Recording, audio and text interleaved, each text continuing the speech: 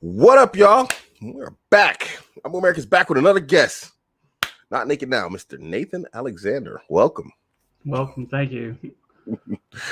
Man, so we were just saying backstage, it's like you don't really like do live shows or anything like this. Sorry, I'm like trying to announce this right now. This is like the first time coming on a live show, isn't it? Very true. Yes. Is it only because I'm the first person to invite you, or is it just? No, I mean it's come up, but I thought we'd have an interesting conversation. Yeah, we got like similar lifestyles, so that's that is true. Yeah, it's interesting that I guess we can just jump right in. It's interesting that not so many men actually practice this lifestyle. Well, I mean, no, please, you're the guest, please. No, I'm saying it's maybe it's not necessarily easy at times, but I mean, it's a lot of adapting and overcoming kind of thing. I'd agree 100%. I don't know about you, but me personally, I never had any sort of I've never had any sort of training in this. I mean, I kind of just went with it one day. I said, hey, you know what? I'm going to do this. I'm the exact same way. I mean, I've never known anybody personally, and I've never read a book on game. These guys, they talk on Twitter, and I have no idea who they're talking about. And then I've heard, I understand some people's systems, like mode 1 and stuff, but I was like, that's what we've always done, just kind of been bold. I mean, this guy's got a name to it, but that's pretty much it. Yeah, I've never heard of mode 1. Is this in a book or something? Yeah, I can't remember the guy's name off the top of my head. Okay, nice. Yeah, pretty cool. So let me ask you, your first experience with living with multiple women, was it smooth, or I mean, did you have failures in there? I catastrophically failed the first time. I mean, oh my, you talk about blowing up in your face. I mean, it's a constant learning process. Everybody's different. The new girl coming in, she has different, we've had a girl one time that was kind of jealous of the fact that me and my main girl had history. And that's something I never would have, never entered my head. But, that was her issue, was that we had history. And that's something that you can't change that, it's just the way it is. But it's always something. There's no one right way. So I'm always adapting and just, trying to find some common ground with everyone. Yeah. I always try and tell guys, like, if you're going to get into this lifestyle, you really have to be able to like do some kind of, what's the word I'm looking for here? You have to have a degree of, predictive ability in terms of female emotions. There has to be a degree of it. And there's always going to be that unpredictability. Like you said, you can't do anything about the relationship you had with your previous girl. You just can't do anything about that. But that would become a point of like contention for a new woman. These are the type of things that are like really difficult. Like, I'll give you an example. I have a shared experience. In Qatar is the first time I ever tried this. And I married, Islamically, I married a Somali girl and a Kenyan girl. And nobody told me, don't do that because they have, border clashes anyway as two people. I was like, I never thought of that. That they were, I'd bring an entire political war into my household. I didn't. But to top it off, it's like I was, my third wife was a German girl, and pictures that I had of me and my German wife from like when my kids were small. This girl went and she cut like the pictures of her out of all the photos, and because I had a photo album. And I just found it shocking because like when those photos were taken, like the Kenyan girl was like 6 years old. And I was like, what the frick are you doing? You were 6 when this photo was taken. Why are you cutting pictures out here? It's just, their behaviors are very, unpredictable. And it's tough to calculate sometimes. Well, there's a lot. There's going to be issues. There's always issues. The issues I've run into, the world's not set up for 3 people. So who's sitting in the front seat, and you go to a restaurant, there's 4 seats.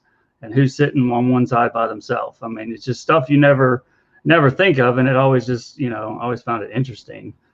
Things that you never normally cross into your head. This is one thing that I learned from Qatar also. Actually, just so you know, that relationship ended with a knife fight. They ended up cutting me. They were trying to cut each other in a knife fight. Yeah, I know you're like, what? Lord. Yeah, night fight broke out, and I had to break it up. I got cut. But anyway, I figured this part out with the cars, and I actually put this. I have a guide for like living in a polygynous household, and I put that in the guide that you have to dictate who sits in the front seat when, because there's always going to be a girl that's going to be a more dominant, in the relationship, even if she is a submissive woman to you. So, That's but amongst true. other women, she'll be more dominant amongst the women, but with you, she'll be submissive. And so she's going to take a more dominant role with them. And if you if you let her take that lead, she's always going to be in the front seat. She's always going to be this. She's always going to be with you on the trips and all this stuff. And yeah, that's interesting you brought that up, because I was saying with Joe, there's just universalities that, Muslims and non-Muslims share when we share this lifestyle. And we've had conversations like that before. My main girl is submissive to me, but dominant to the girls that come in, and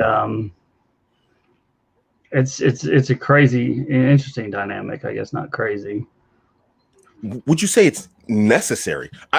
I formulated recently, and like you said, it's a learning process, and some of this stuff is that I still come up with. I think it's there's not a one size fits all. So with any of this stuff. You just have to find kind of what works for you. I know some girls that would be, they're the number 2 girl, but love to be, taken care of, or more of a number 3 girl in the relationship. But it's really, there's no one right way. Yeah. I think you really do have to be flexible. I think there's some ground basic rules that you have to have, but not rules, but foundational concept, maybe. Right. But yeah, you have to be a dynamic individual to actually make it work. That is for sure. Definitely a strong frame. Strong frame is absolute, because they smell weakness, man. Oh God, they're on you. So let me ask you, how long have you been in this lifestyle? How long have you actually been doing this? It's just off and on, and even now it's kind of off and on. It's I can't even think back to when this all started. It's just always just done my own thing, just kind of blaze my own trail, and people are with me or they're not with me. It's not my problem. This is the direction I'm heading. This is where I'm going. This is what I want to do. I don't know. I like that. I catch a lot of flack for this for the Muslim community. There's to understand some basics of Islam. Marriage and divorce are quite easy, and there's no stigma attached to it. But culturally, we have found that a lot of Muslims have taken on their culture where there's like a stigma attached to divorce, simply because a divorced woman, has a lot of problems, in terms of getting married again. So like if you go to Africa or parts of the Middle East, a woman that's married and then been divorced, she's kind of got they're kind of like, I don't want to marry her, And so societally, there's been a stigma attached to it also. And so a lot of Muslims have adapted this, even though it's not an Islamic principle. And so, but going back to what you were just saying, one thing that I catch a lot of heat for is I have the same concept of mentality. Like this is like a bus, and this is bus Abuamerican. If you want to get off, we'll get off at the next stop. Someone else is going to get on. But really, we're not changing the route here. Right. I think all relationships should be based like that, not just living with multiple people, but yeah, I just think that's just how it should be. Yeah, absolutely. But we're in interesting times where guys are interestingly soft. Is that the word? Looking for maybe so, but more for us. I think it's a great thing. People take themselves out of the market. It's not. Oh well, sorry, I'll pull the slack. Yeah, I find it strange that it's so easy for me to slam dunk these days. It's just like, what's going on out there? These women are just like piling up at my door. I'm like, hey. It means people like my son will. He's just gonna rule, because he is not being brought up like that. He's being brought up totally different mindset. He already right now schools his debate teacher, in high school. So he's gonna rule the world. You know what? I'm sorry. I'm trying to do two things at once here. I have to agree. The advantages that our sons have, because I have 6 sons, and they see this lifestyle. It's so normal to them that when they go outside, it's kind of like, what's going on out here? So when they see you in a house with multiple women chilling and relaxing, everybody's laughing, giggling, whatever else, and then they go out in the world and guys talking about, oh, my girl told me to sleep on the couch tonight. They're like, what? Where we are, we have to have some discretion just because of the area we live. But Okay. and with him involved, but for the most part, he does kind of. I guess he's now 17, so he's actually doing it now. He's got 2 girlfriends. Nice. And actually, my main girlfriend is the one that helped him out a lot because I'm always busy doing stuff. So she's kind of been his coach and has worked closely with him. And he had 2 girlfriends, and they weren't talking, but they knew about each other. And so she got in and told him what to do, and my son went out there and did it and had his 2 girls talking. The next thing you know, he invited them both over to the house, and so now he's rolling 2 girls deep sometimes. Okay. All my viewers, most of you are Muslim. You see, you're being schooled by the non-Muslims. What's going on, guys? Man, we got to pick up the slack here, guys. Guys, I can't carry the torch alone, guys. That's really that's impressive. I mean, my son is 18. He just turned 18, and basically in Islam we have to get married. We can't date, but we're already working on getting him financially set to the position where he can have multiple wives, and I'm willing to help him out with it. So you got to keep him on that G path. Right. But this is what I always talk about, having a main girlfriend that's got your back and that you train, and then she trains. So she trains the girls that come in before they even come to me, for the most part, and tells them, what to do, what not to do, things I like, things I don't like. So she does a lot. She's had a lot of hands-on with the training. I just picked up this concept, and I won't lie, I got it from you. And I tweeted about it. I didn't reference you. I'm sorry. I admit it. I stole it like it was my own. But I got it from you. And my Indonesian girl, I call her Ling Ling. I give everybody a pet name, their ethnicity. We're just totally politically incorrect here. You can call me Tyrone. So anyway, I picked up that concept from you, actually. And so now Ling Ling, basically, she trains the new girls, on what's expected, what's not expected, what you can do, what you can't do, what you should do, what you shouldn't do. And, she does this on the chat side of the game, 1-to-1 when I'm at work or whatever else. And it really works well. It really, front loads a lot of the work that I'd have to do otherwise, so. Right. You can only be so many places at once, and you've got important things you're doing, and it came to a time thing. I just didn't have time for it. Yeah. So it's kind of outsourcing to somebody that you trust that can, even when she's speaking, my main is speaking with my son, she is talking to him from my point of view. I mean, I've heard her tell him, don't let a girl run you, you're the man of the relationship. You're the one that should be. I mean, she speaks from my point of view. And then when they do have conversations, she comes to me and tells me, hey, this is what he asked. This is what I said. And so, I still have some control over what's going on. I'd really like to try something like that with my son, but I don't really know how to do it. We have so many regulations in Islam that make it kind of difficult to do this type of stuff. I'm not really sure how I do it. And I mean, the principles are already there. I got a lot of guys I'm coaching, so really it's just a matter of coaching my son. But again, it's we've got a lot of stuff connected that right. And that's how I started. Actually, the whole thing was my son was coming up and starting to date, and so I started to write things down and think of things. And then I thought, well, shoot, if he'd want to know, then other people might want to know. I had a Twitter account for a long time, but never even sent a tweet.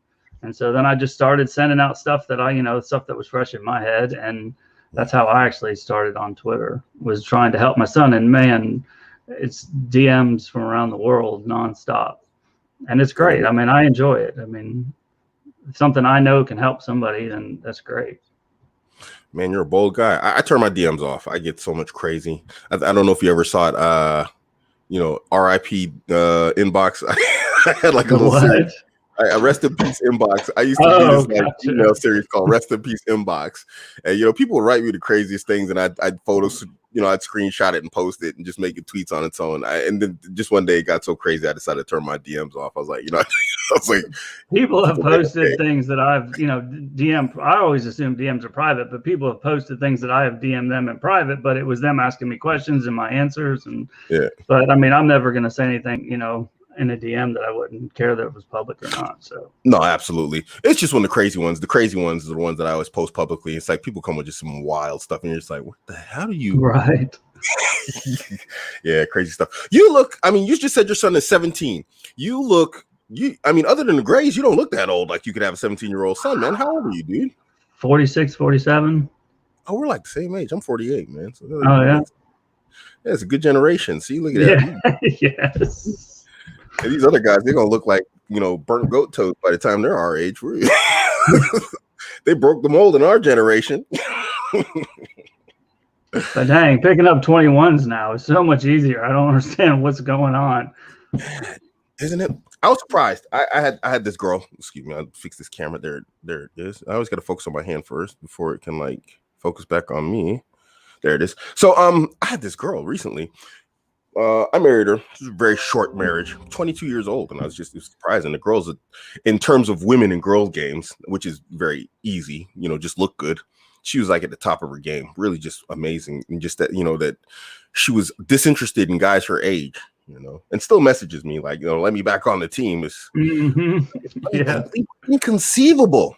I'm like, but it's a testification to how bad it is out there. Well, I think they learn a lot, which is good for them. I mean, that's what they're getting out of it. They're learning, and they think they can go and replicate, what they've learned with other people, and then come to find out that it doesn't work like that. It's the individual that the other part of the other player on the team or whatever is what made the difference. So I get that a lot, and I mean, sometimes we do let them back, sometimes we don't. It just depends. Yeah. Did you find like with younger women? I mean, we're talking like early 20s. Did you find a huge and massive difference in terms of like behaviors and mentalities that was irreconcilable? Well, one of our younger girls was, I guess, a raging feminist. But I have a politics rule. We don't talk about politics. That's just not something I accept. I don't ever want to. I never mess with that stuff. And so she never really brought anything up, but you can tell at times she had issues with things. But I don't know. Yeah. I mean, this girl, she's a German girl, peak German girl, the Führer's dream German. And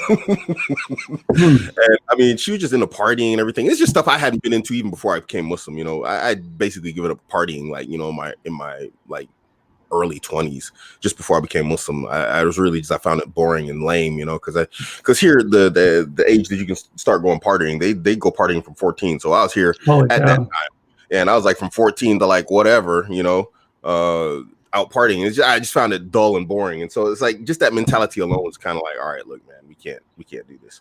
I see what you're saying, but that necessarily hasn't come up, something like that. Yeah, just this entire constant like need of excitement and input, like just constant, can't occupy. Right. It's just really hey, man. So we were talking about work and career.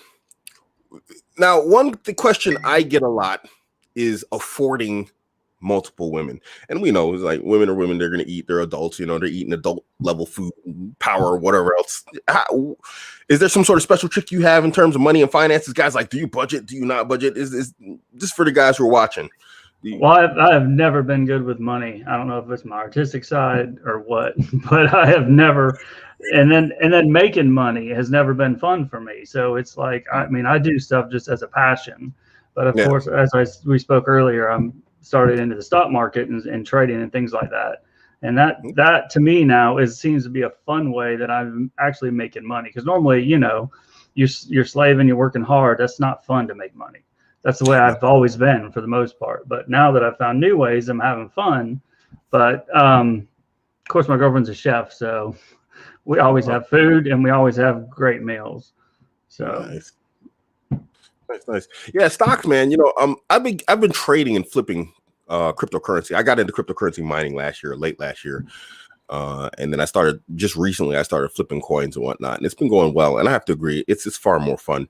I got into this crypto mindset course from Charlie on Twitter, and I have to say, dude, it's mind blowing. I need to check that out. How predictable these entire movements are on the market, and how much money can be made. Excuse me, yeah, Rona case. and how much money can be made out there. You know, it's really is fun. I mean, I think we're both in similar career fields right now. We were talking in the back room side of the game, and I'm in construction, and you did what was it, carpentry? Well, I'm a third generation master carpenter. I don't do that anymore. I really don't touch tools unless I've been building furniture here in the new house. But other than that, I try not to touch tools anymore. Okay, so you're just like running business, basically, just like running the Right. Yeah. I build high end restaurants. That's what I'm do. Nice. I just started off in this career field. They made me site supervisor, but I still gotta learn a job. I still have to know what's going on, and I'm learning how to read, like, basically, what is it, floor plans, technical plans, all that stuff. Yeah. And what I gotta get hands on. That's my creative side. I just enjoy creating things. I don't know if it's whether it's a huge, multi-million-dollar restaurant or with the photography. It's a passion, and I think passions are what is missing in a lot of people's game, I guess you could say, is having that passion, that drive for something. Because if you have the passion, the women, they come. They come. That is true. Passion of women. Before we get into that, though, what you were saying about it's not fun working hard. Yeah, sometimes, when I'm learning something and they're showing me something like, doing some sort of installation. Oh, dude. Basically, I guess what I do, is plumbing. When I look at the German term, even though German is my second language, I'm not really sure. But we do like plumbing, but with plumbers in Germany, we do air conditioning. We do basically HVAC. And so it's like a whole mixture of stuff. I'm like, dude, I thought we were supposedly like doing mechanical. Then it's mechanical contractors, pretty much what you are then. Yeah. So I just learned how to there's a field that's combined with ours. It's called Heizungbau, like building heaters. Dude, I didn't know. I mean, I thought these heaters, you just throw them in the walls and throw them in the room and they're done. Nah, dude, we're in there like putting stuff together. I actually had to why am I talking about this? Anyway. I can go on tangents. I just had to build like condensers and all that stuff. It was the weirdest thing. Right. Anyway, passion. In terms of now, Henry here, he was just talking about something. Henry, where can I learn game to use for my potential life? I want to get your vetting guide, but I don't want to cover it in the exact format that he asked it. But in terms of like game and passion, how do you make that fit in terms of like multiple women and whatnot? I mean, because no. I'm sorry. I'm going all over the place because I never take notes. Well, I make it fit in just the passion in general by, I get DMs a lot. People asking me how to meet women is the biggest thing. And it's pretty much for me, it's just follow your passion. If you like rock climbing, join a rock climbing group.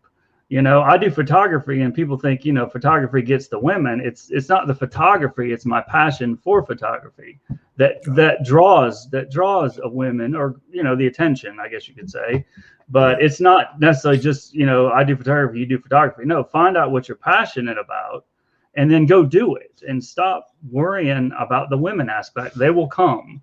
You're in a group of people. You're not caring what this chick is thinking about you. You're looking like you're rock climbing. You're thinking about that, talking about that. You talk to her no matter what she looks like about this route up the mountain. You don't care because you have your passion, and then she sees your passion, and that is to me is a good draw, and that's the kind of connections you want, other than finding some random chick on the street that you have know nothing about, and hey, let's talk. Jobs Muhammad has a question for you. He asks, how did you find your passion? I have many passions. And my biggest passion is learning skills. And that's why I've tweeted about that before. I think your best skill you could learn is to learn new skills. And that is my huge passion of mine, is to be able to learn skills quickly. So I have tried to, come up with ways how I learn visually. And so anything new that comes up, like the stock trading stuff, I hit it 110%, and I am on the, all about it, learning. And I get up at 4 a.m. every day now, and 4 a.m. And then I do my 9 hours at work, and I come home and I'm back at hitting it again. And it's just, that's how you do it. Figure out how you learn, and learning new skills and then teaching the skills. So the cooking, the aspect of my main being a chef, I actually taught her to cook after teaching myself to cook. And then she went on with the cooking and won a national cooking competition. She won 50 grand. And she was already working in the restaurant industry, but she moved up to an executive chef position. After the competition, she got pulled by a major university to be a chef at the major university. And this is all because I showed her, I got her started, and then got her started with other, like in the artistic realm. And now she's running with this stuff. And it's the stuff I talk about is how you build somebody up. You know, you build them up. I think a lot of guys are scared to build people up because they think if they build their girl up, she's going to find somebody better and leave. And I just think that, you know, like, hey, I'm going to help build this person up. And like I said, she's running with it. Now, artistically, this is her painting. She's painting. She's gone, you know, every direction, all because she got the little push. And so I think you should always try to better the people you're with. That's interesting. She ever thought about doing NFTs? What was that? Anyway, non-fungible tokens. It's the newest thing in like cryptocurrency. What they're doing is they're taking artwork basically and they're selling it, and it's making ridiculous money, dude. My brother's doing that with the baseball cards, the virtual baseball cards. He was telling me about it the other day. So the virtual baseball cards, instead of having the actual printed cards, they're trading virtual cards, and they're all, I was like, wow, I've never heard of that. Well, if you ever need any help, my wife's she's Ling Ling's a virtual NFT broker. So gotcha. I put her to work too, but I have to agree, you know, and here's the funny thing, and this is why, and a lot of guys are like, oh, Abuamerican, you keep having non-Muslims on, whatever else. There's multiple things going on here. First, I wasn't always Muslim, and so, you know, I can relate to a lot of non-Muslim guys in a way that, you know, guys who were born upon Islam can't. And secondly, it's always good for guys to see that what I'm saying is true, is that with women, there's a universality that transcends religion, race, ethnicity, and whatever else. And, you know, I put Ling Ling to work on this NFT stuff, on like, you know, DeFi projects, decentralized finance in the crypto world. She never thought about this stuff before she met me, you know, and now what is she? She surpassed me in it, you know. So now I'm, you know, catching up on the, you know, crypto trading and stock trading and all that stuff. But yeah, it's you can't be afraid when you're dealing with women in general. I think that's a primary point, on a primary takeaway that a lot of guys need to understand here. It's like you said, guys are afraid if I'm going to build this woman up, she's going to find someone better, you know, and then she's going to leave me. Well, like, I think the whole thing is great. I mean, I've learned a lot about the Muslim community through watching you. There's a lot of stuff I didn't know. And then Joe on the other day. You know, everybody has a different style. That's why I went, you know, there's no one right way. Nice. You know, I just want to take the time to actually say hi to DJ Yannix. I mean, this is the first person that's actually commented, second person that's ever commented from Twitch. This is such a new thing.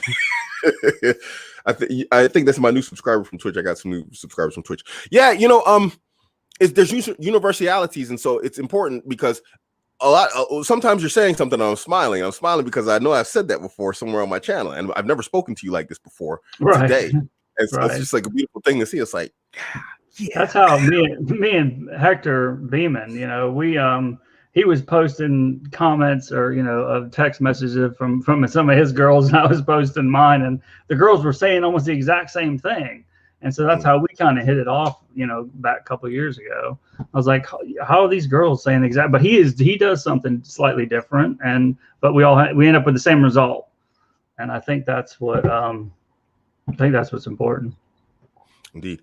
Quick question there. I mean, it's an easy one. I'm on Twitter right now, so excuse me. I'm looking for my tweet.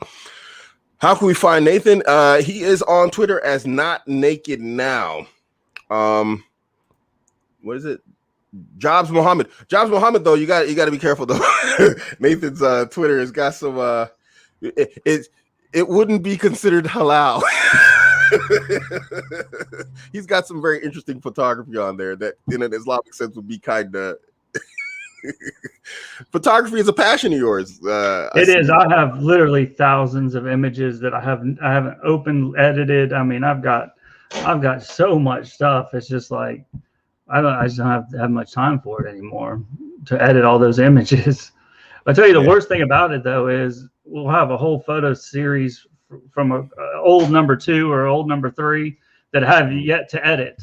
And now I'm editing images of a girl that's no longer around. I mean, it's just, it's like, wow.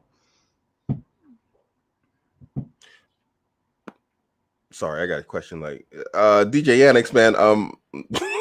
Ask me that on Friday, DJ Yannick's. Come back on Friday, about like 8 p.m. and ask me that question. We'll try and only take questions related to the topic right now, which is living with multiple women. I don't even know what you're talking about. Hawking radiation? What the heck, dude? Yeah. So, where were we? He threw me off with that Hawking radiation. What the heck? Can I get girls with that? What's going on? So, photography. That's what it was. Photography. You know, it's interesting that you say that about like editing photos and whatnot. I had at one point 350 gigabytes of photos, drone photography. We were talking about this also. Mm-hmm. He said, "Oh, sorry, I'm a virgin." Yeah, you ask about Hawkins radiation. At least I see why, bro. It was really like, you know, make the girls' hijabs wet, man. So, I had like 350 gigabytes of like drone photography, dude. I traveled all over Europe. And I usually take my girls with me, you know, it's a good chance to get out, you know, do something new and something different, you know, instead of daily in and out. And bro, it all got deleted. It hurt so bad, you know. And goodness. Yeah, it's a mess now. So now I put it all on an external hard drive, but it's nothing like what I had before. It's a shame, man. And I was just trying to edit it all, and I didn't have time trying to write. Yeah, edit. I have multiple backups, and my cameras will do multiple, you know, write to multiple cards, and then if people, you know, years later want their wedding photos, that, you know, it's like, holy cow! So then you have to store them. The whole thing gets crazy out of hand. Okay, one from the wife, and she asks, you know, how's your main survive the new adjustment on every new girl? Yeah, my girl, she struggles sometimes. You know, I just show up with a girl, and she's like, "What the heck?" I said, "I brought this home. We're keeping it." She's like, "Hey." Well, she's slightly different entrance. She's had some part of the entrance, but I mean, it's not. She tends to get more attached, I guess you could say. So she has, I mean, one girl, it took her, it's not, I mean, a long time to get over a year, to get over an old girl, even though we had, you know, more come in after that. But she tends to get more attached. And I thought, you know, at one point, maybe it's just women tend to get more attached. But yeah, bringing new girls in, she has, I mean, her working with them and explaining and talking to them, she's part of the process. So she kind of knows where everything's headed, and there's no big surprises, I guess you could say. Yeah. I've tried to get, you know, Ling Ling her hand in, because Ling Ling's my main girl, and you know, I've been trying to get her hand in, like, you know, the whole process, but like she'll text me madly, "There's a beautiful girl in the store. I don't know how to approach her. What do I say?" I'm like, what the heck? If you can't approach her, dang, would you want me to show up to the store? So yeah. Well, it's crazy because, I mean, I know this is not something. Well, you know, I always assumed that a girl knew how to pleasure another girl, but come to find out that's not the case. That, I mean, I would just thought, you know, think about what you enjoy and then do it in reverse. But no, it's even from that to just picking up women. You'd think it would be simple because they know, you know, but it's one of those things you got to kind of teach them. My main sends me photos of text conversations with other girls, and she's like, you know, how'd I do? And she's super excited. Or she talks about how she tried to pick up a girl. She worked on a girl for a month that worked at a tanning salon near our house, and finally brings her home after talking about her. And the girl was hot. We actually did a photo shoot with her. She was 18. I was like, no, which is legal, but I was like, no, you know, turn her away. That's way too young. Good job, but no, send her away. So. Wow. Good man. I've been like, good job, girl. High five. Yeah. You know, it's interesting that you talk about attachment in the girls. Before I get into some questions, I even have some questions on the timeline on Twitter. With attachment, you know, I got an ex. I call her Becky. You know, she's a Polish girl, and you know, she's Muslim though. And you know, Ling Ling and her had a really good attachment. Then, you know, currently they're Shay. They got a better attachment than me. That is interesting, and it is that they seem to I don't know. Well, yeah, just attach themselves to one another in a more, it would seem like in a more like a sisterly kind of way. Yeah, it seems like it's more complete because, like you said, when one's gone, she seems to pine over the other girl missing more than I Right. do. You know, Well, like it's the bonding, and that's why it kind of works out in our situation, especially. I mean, she has someone she can talk to, hang out with, do crafts with. I mean, almost like a friend. So yeah, that's something that she gets out of it, is that bonding experience. yeah, I guess that's what it is. Oh, well, nice. Houston Subgirl's in the house. Houston Subgirl asks, "Hi guys, might be a good how might be good to explain why y'all aren't afraid of building up your girls?" With me, the main thing is, it's just, I don't know how the best way to put that is, if I build her up and she leaves, okay, so what? And I think the issue is a lot of guys, I go back to the beginning of that, a lot of guys are good with women, and then they meet someone, and that the someone had saw that they were good with women, and so that's one of the things that attracted to them. And then the second they're together, the guy, the first thing he drops is the fact that he's good with women, and he's just sees her and just pays attention to her, and he loses that whole aspect. Not saying an out, but he loses that ability. And so if he were to go back into the market as single and have to leave her, he'd have to relearn all this stuff. He's not on his game anymore. So I think if you stay on your game the whole entire time in the relationship, I mean, if something happens, okay, so what? Boom, I'm gone. I'm on to the next thing. And with me, and I guess with you as well, I mean, there's always somebody right there. We had an incident one time. I took all the girls on a trip. We took a weekend trip, and we were in the hot tub. Everything's great, and we had just a first night there in this town, small. It was actually a German town in Georgia. But we were there hanging out, everything's great, and the girl had an issue and decided she was going to go sleep on the couch. And so she did, but that was fine because my main girl and me were still sleeping in the bed. And I explained it to my main, saying that, hey, she liked drama, but if she was there with just one guy, she would have pulled the same thing and went off and slept on the couch and left him sleeping in the bed alone.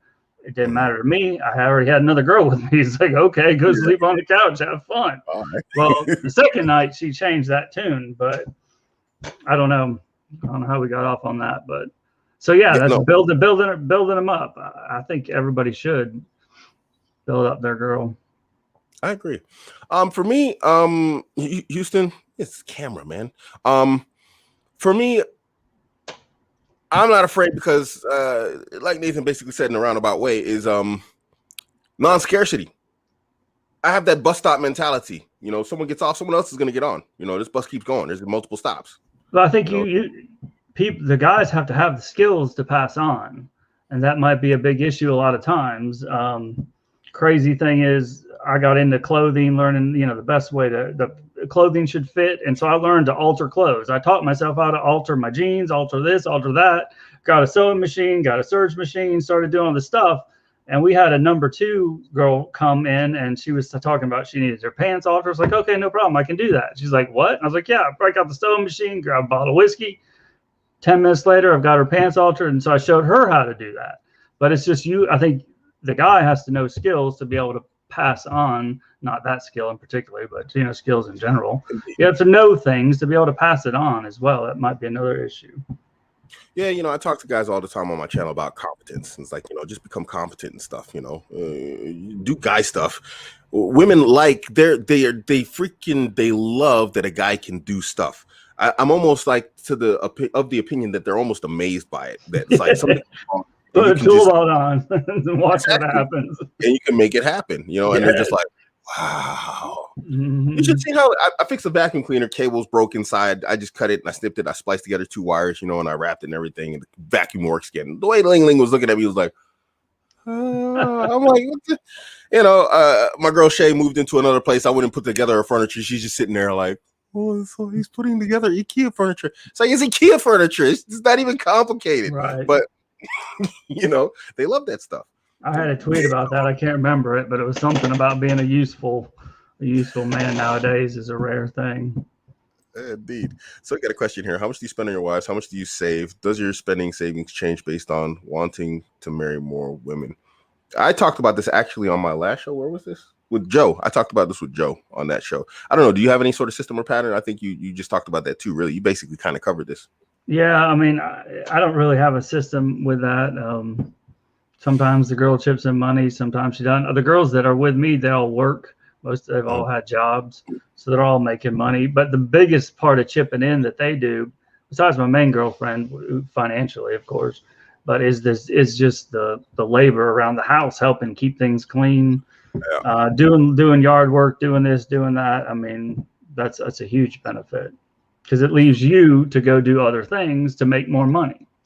Yeah, absolutely. Yeah, I mean, I talked about this with Joe. I don't count the money. I just spend a lot. I know in general on a monthly basis, in terms of like my expenditures for my families, I'm around roughly like €4,500 a month.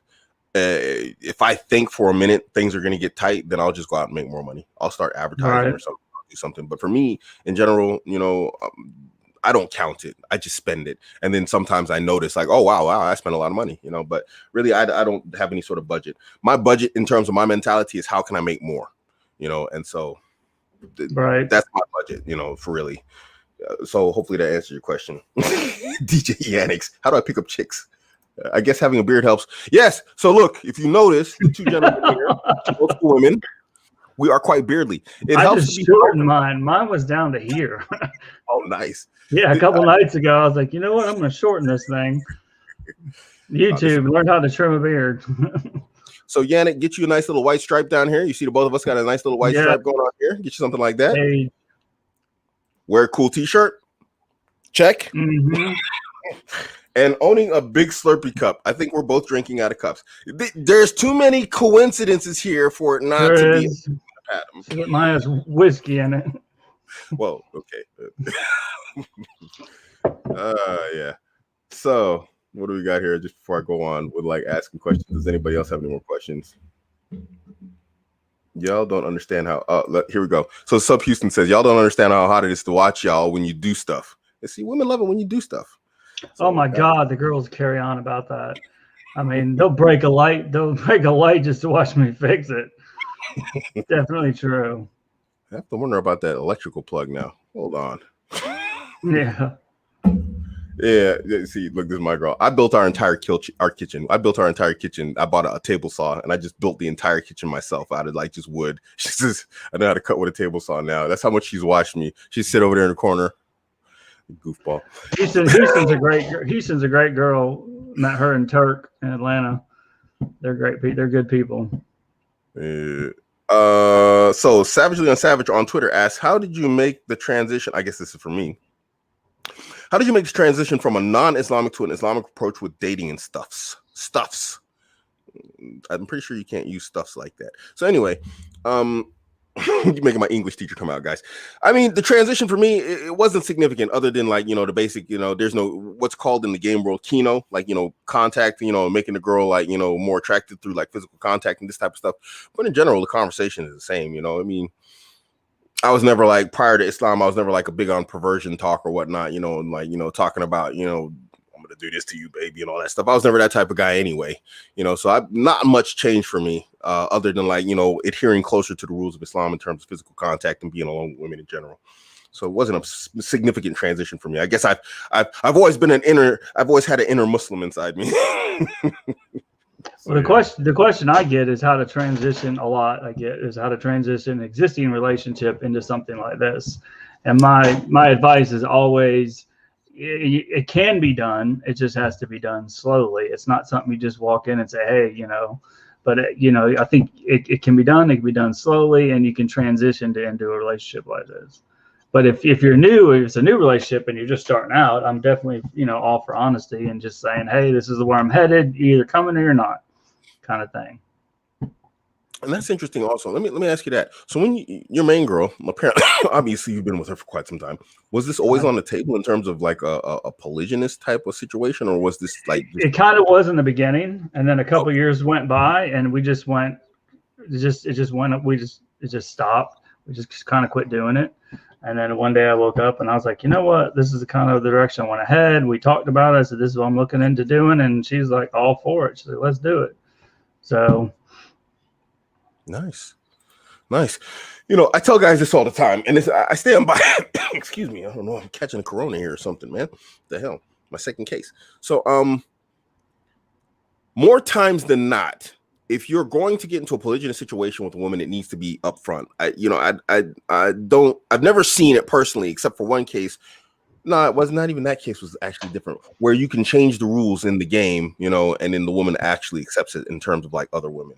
So I always tell guys, like, you know, this has to be something that's discussed early on, because, you know, not early on, but upfront, you know, for Muslims before you get married. Because if you try and change the rules in the game later on, 9 times out of 10 it's going to fail. I'm sure it's I'm sure it's possible to do it, but yeah. that's my basic definition of just being a man, is being upfront. So whether it is with multiple girls or not, as a man, you should be upfront about your intentions, you know, kind of, instead of trying to hide your intentions or try to, you know, come from around the back door or the backside or whatever. You should just be, you know, just be straight up with your intentions. I agree. You know, I was saying this on a video I made just recently. It wasn't a live, it was an upload. And I was saying, if you know, when it comes to having the multiple women, if you act like you're doing something wrong, she's going to treat you like you're doing something wrong. It's not going to go well for you, you know, because things can magnify, because now you have 2. So things can magnify. Exactly. Yeah, they pick up on that real quick. They smell that fear, and they'll pounce on it, you know. I had a thing that I've tweeted about, an incident, I guess you could say. But me and the girls we were out longboarding out somewhere, and we had stopped, taking a break. My phone rings. I open the phone, and it's another girl that is calling, she was calling. And I had already kind of talked to my main girl about her, but we didn't talk to the number 2 about her yet. And so this new girl pops up on the phone, and at the time, both of the girls were looking at my phone. So then for a second there, I totally drew a blank. It was shocked because I wasn't expecting it. So I had that my whole frame, everything just kind of collapsed. And so I was like, oh goodness, what do I do? And so I almost felt like a cheating boyfriend, even though it's really not. I was up front, you know, with my main girl, but the number 2 didn't know. So I just said, you know what? I just turned around, walked away from them both, and just started walking away. I was like, you know what? Screw it. And then my main girl was the one that put everything back together, brought the girl back down to reality, and said, that's how he is. He's always going to be talking to girls. So you're just going to have to get over it. So anyway, the whole thing ended up working out. But that 15 minutes of that, everything collapsing, was just like, holy cow. It's interesting. It's nice that you bring that up, because like a lot of guys, I mean, we see this on Twitter a lot. A lot of guys, you know, well, not a lot of guys. No, yeah, it's a lot of guys in the circle that we touch in Twitter. They'll act like, you know, they've got this frame that never gets touched, you know, and it's like just this unbreakable, immovable object. And I find that unrealistic. You know, everybody has like a little split in their frame every once in a while where something catches you off guard, you know, or you're not on when it starts to crack, holy cow. Exactly. Holy cow. Yeah, and so it's basic human, you know, it's being human, you know. I mean, a lot of this stuff is trained and learned, and guys put themselves under a lot of pressure, which makes it more difficult to maintain a frame when you put yourself under that pressure constantly. But I think if you can be happy at 0 with 0 girls, I mean, so what? You know, everything falls apart. Okay, so what?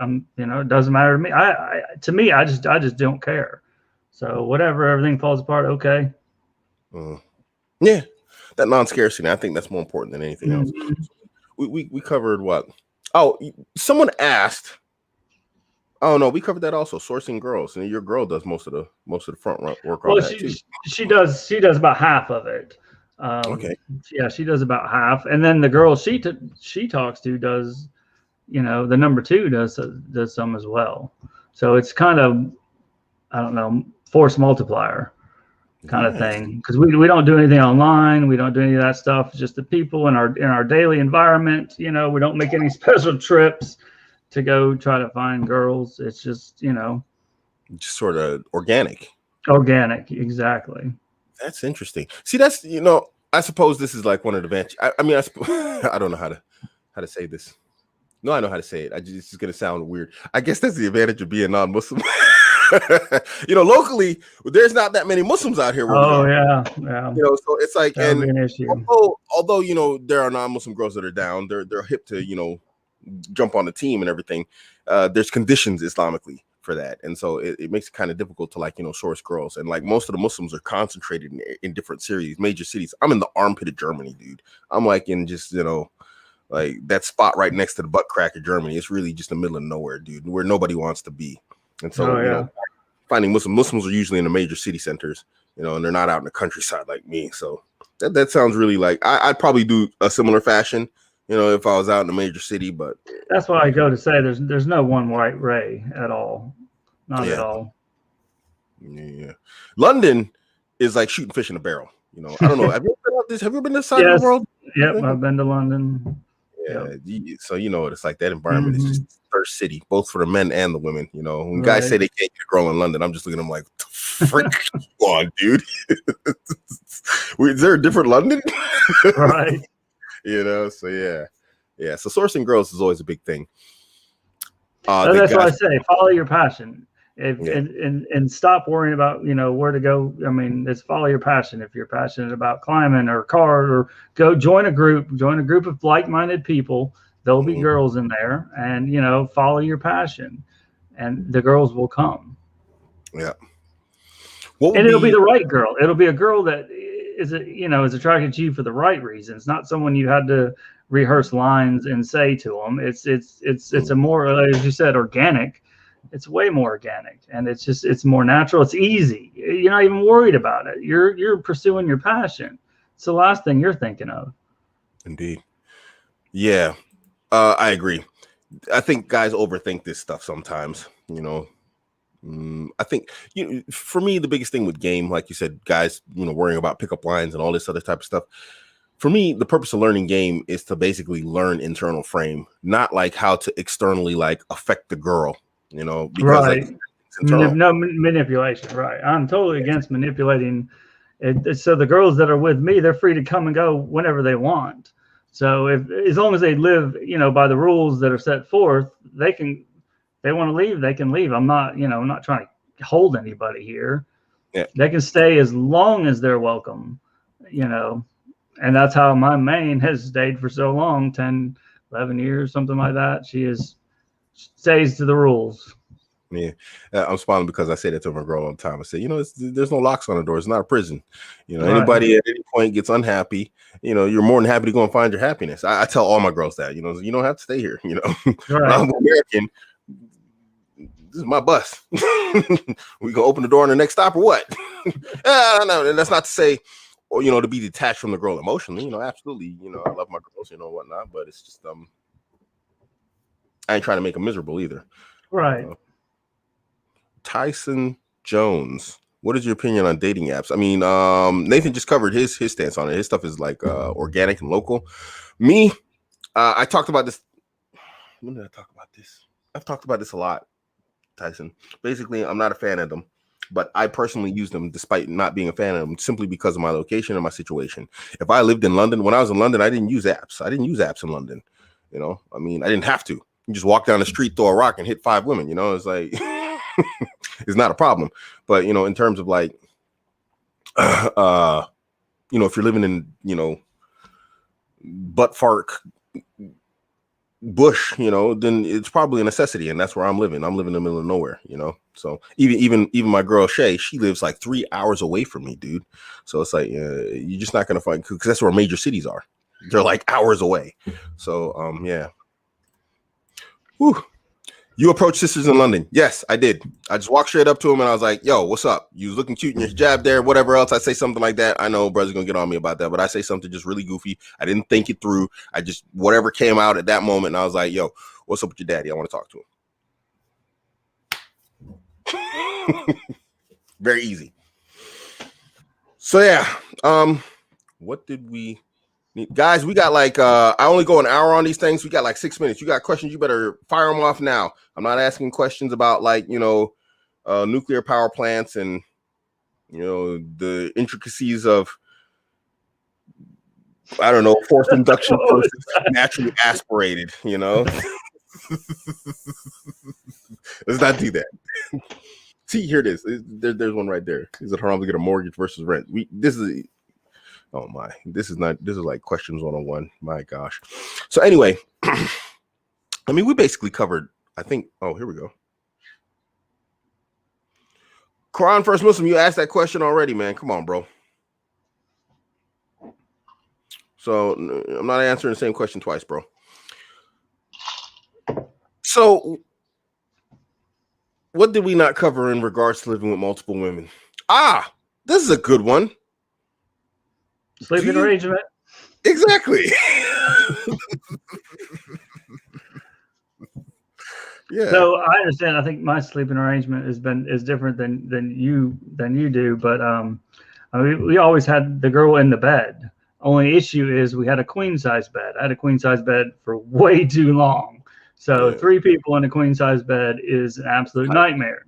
So I always had a rule that I was always sleeping in the middle, and this is part of the adapting part. Sleeping in the middle, having a girl on either side of your chest, boom, it's a great way to fall asleep, but it's not a great way to sleep because you're actually pinned in, and it would drive me mad. So I end up changing the rule. I say, you know what, I'm sleeping on the end, and then we're rotating the girl that's in the middle. So that's what we did for a while. We rotated the girl that was in the middle. But the way we actually had to set up in my old house is we had a spare bedroom and the master bedroom. They were adjoined through a closet. There was a door.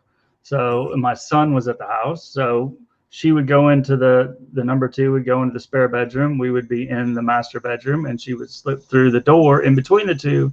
That way, you know, when he was way younger, he had no idea, you know, kind of thing, to keeping all that stuff private. Gotcha. Yeah, I mean, me personally, it's like, yeah, like you said, falling asleep sometimes, sofa, whatever else, you know, and both girls with you, that's different. But in terms of sleeping arrangements, generally, I'd sleep in one room with one and one with another, you know, and then we, you know, I'd basically rotate rooms between, you know, the women.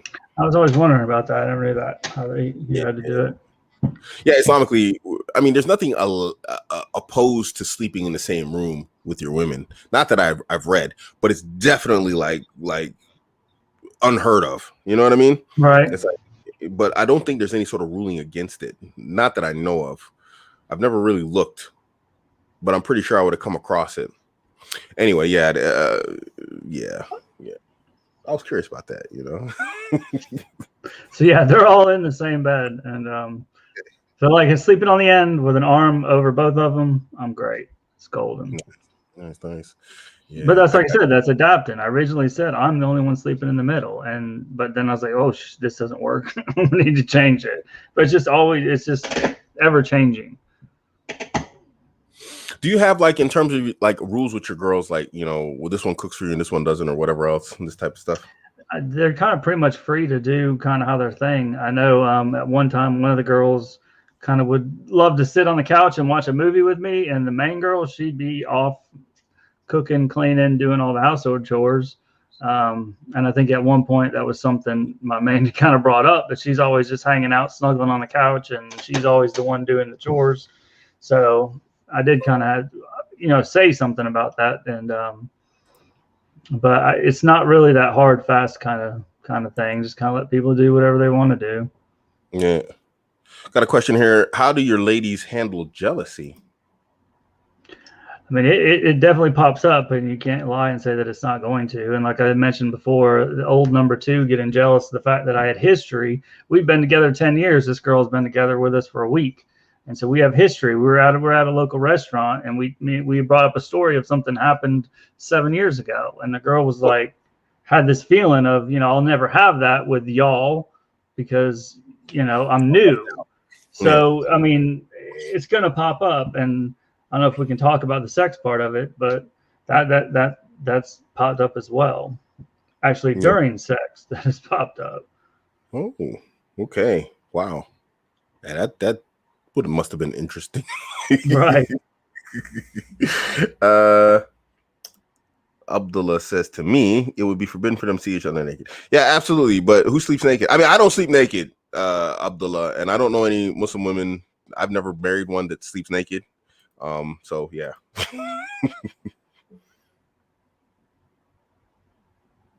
Someone's teaching me something here. Jobs Muhammad. It's actually not permissible to sleep with multi-wives naked in the same bed, but normal sleeping is makruh, disliked. As far as I remember, yeah. I mean, sleeping naked is not something I do, bro. I mean, so I don't know. I've never met a woman. I've never met a woman that sleeps naked either Muslim or non-Muslim. I've heard of it, but I've never experienced it. So yeah. But yeah, I know that much about like just for you, so you know, Nathan. There's what's called in Islam aura. Aura means private area, and so for a man, his private areas that he can't show to anybody else, you know, unless it's his wife, is from his navel to his kneecaps, and so that's his private area in front of other men, other women that he's not married to, or whatever else. For a woman, it's significantly greater. You know, but in front of other women, it's a little bit less, but not significantly. And so basically, what these guys are discussing here is like, you know, that a woman has an aura, a private area in front of other women, even if she's a co-wife, you know. And so it's like, I understand.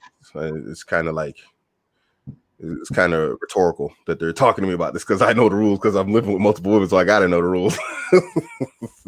Yeah. So anyway. 1 hour, I never guys. knew any about that stuff. Yeah. It's an interesting, you know, it's an interesting. Good God, I'm tripping over my tongue here. It's an interesting dynamic when you're living with multiple women because, you know, when you're at home, it can complicate things to a degree. I like my women to dress a certain way. You know, I like to see a lot of skin. You know, and when you got two women in the house, then like now you have the Islamic ruling in place. You know, what's skin? I see. Yeah. And I mean, you know, I'm just like, hey, look, I want to see skin. It's like, you know, it's what it is. And so they dress how they know I like, you know, and so it gets complicated at times, you know. But I wouldn't change it for the world. This is a weird question, but I'll take it. Quran first. What if one wife doesn't like a certain type of food, but you want to have it? Do you have her cook it herself and another wife cooks you her dish? How do you handle different tastes? Do you get that question? Do you want to go first? You're my guest. I know my son had different tastes for a while, but as far as with the girls, I've never really run into that before. Hashtag me too. I actually do a lot of the cooking. I know she's a chef, and when she gets home, last thing she wants to do is, you know, keep cooking. So I do some. I mean, I don't know what the ratio is, but I do a lot of the cooking. I actually enjoy doing a lot of the cooking. But as far as that, I think a lot of the girls that are in the house with us, they appreciate the food. It's really, really good. Yeah. Quran first. I have to agree with Nathan on this. I've never met a woman that doesn't like good food. If the food is cooked well, it's prepared well, right? Exactly, you know, balanced. the taste is good and the flavor is good. I've never met a woman that doesn't like good food. Personally, it's, you know, they like food. You know, they always like to say food is a way to a man's heart or something like this, his stomach. But I disagree. I'd say it's the other way around. I think if I will tell you this, one of the girls flipped out because we had paper plates. That was a new one. That was I guess the feminist one. But yeah, she said she wasn't going to come back to the house if we didn't stop using paper plates. So I was like, well, we didn't have a dishwasher at the time, so we're still using paper plates, and she still came back. But if there was an issue with the food, whoever would be cooking would deal with it, would cook a separate meal or do whatever. It's not a big deal. That's interesting. Paper plates is an interesting battle to pick. Yes. I think that was the environmentalist in her. I was like, hey, look, buddy, paper plates, if you don't... How do you deal with confrontation, for example, when you decide to force to change positions from the middle to the end? I guess basically when you decide something and they might disagree. How do you deal with that? I don't. I kind of don't understand the question, but I guess if there's a disagreement, my way is still pretty much the only way. So they can have a disagreement, but it isn't. I'll listen, and that's. But you know, if I've chosen the path, the direction, this is the way I'm headed. Either you're coming with me or you're not coming with me. It's not really my issue, not my problem. I actually just did a whole live about this. Well, the live wasn't about this, but it was my Friday live yesterday. And I was talking about how a guy, he bought my polygynous household guide, and he was upset that I said that my word is law in the house. And he wanted a refund because I said that, one of the reasons. And there you go. That's it right there. Me personally, Haider Hussein, is this, my word is law. And it just, to me, it depends on how you want to, I mean, it's my kingdom, your kingdom, but how you want to rule your kingdom. I mean, how much, compassion you want to show if an issue pops up. I mean, it's all personal preference kind of thing. Are you going to be hardcore the first time something happens? Or are you going to give a warning and say, hey, we don't appreciate this, or I don't appreciate this, or this is not allowed. If it happens again, you're going to be gone. Or you're just going to slam the door and say, hey, no, get out. It just depends on how you want to, rule your kingdom. Indeed. I'm not, I have like, what do you call it? Like no-go zones, and like some no-go zones are immediate firings, other right. Like, it's like, hey, look, slow down. Drugs are like that. Drugs are a no-go zone here. It was like, don't deal with it. Yeah. Guys, we'll take a few more questions. It's an hour and 5 minutes, and then we're going to close this off. Anna Shakil asks, is having more than one wife worth the responsibility, or is one more than enough? See, this responsibility, this is where the number one is helping with the number two, and it just depends on the system I think you have in place. It's not necessarily you're not being tasked with having multiple people if you've got a good system in place that can help support everything. Yeah. For me, Anis, I mean, I'm a guy who's always had multiple women in his life, even before Islam. And so you got multiple things. It's like, because we can't just go out and hit it and quit it, ejaculate, evacuate, we don't have that culture in Islam, since we can't do that.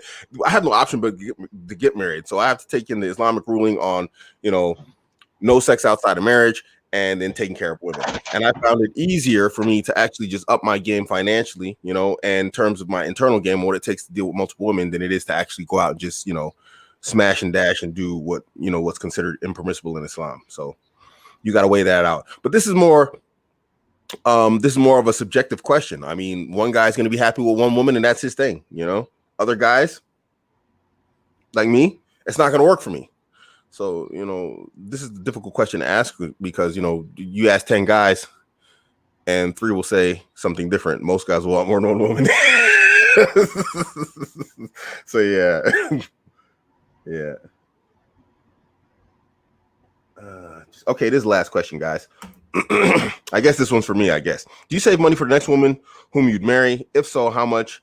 And do your women nag, I suppose, is what you mean, you about not spending more on them while you actually have a good amount of money?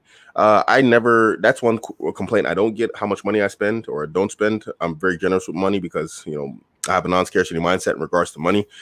I'm good at making it. I got my miners, everything. I just knew that was going to be a good thing. I built my miners just before the crypto bull run. It makes me a lot of money. I've been a lot of money, and I'm quite happy with it, So that's not a complaint I get. And no, I don't save for a new woman.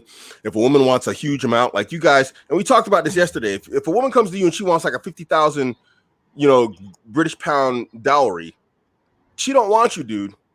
It's a clear sign. That's like, I'll marry this guy. I'll let him hit for like 50,000. And then that whole, like, I don't like you, I'll make you pay. That's what you're getting.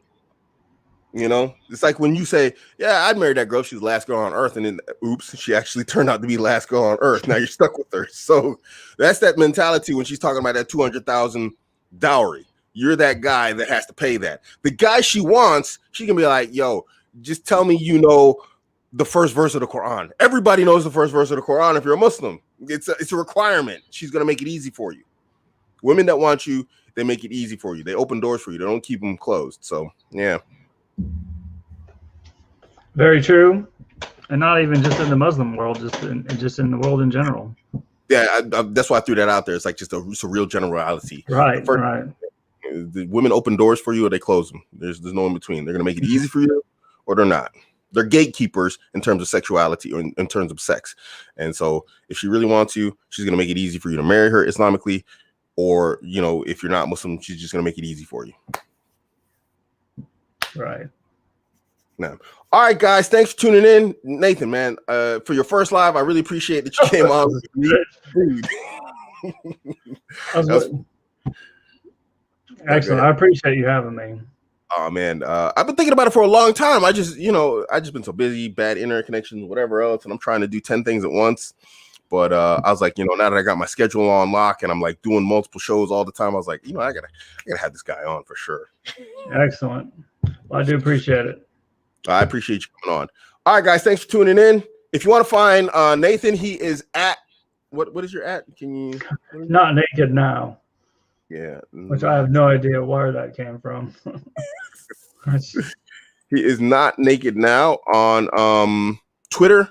I do advise you that he's got some photography on there. There's underscores in between. Then that's fine. It's not a big deal.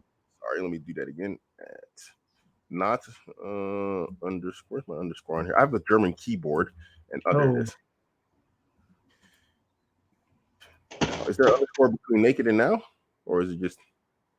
Hell, I don't remember. Let me go on Twitter. I was like trying to close it out. Let me look on Twitter real quick. Where's my chat at? Oh yeah, there is. Oh yeah, let me fix that. All right, guys, we're about to kick you guys off live. There we go. So if you want to find him on Twitter, there it is. Not naked now. Yeah, and check him out.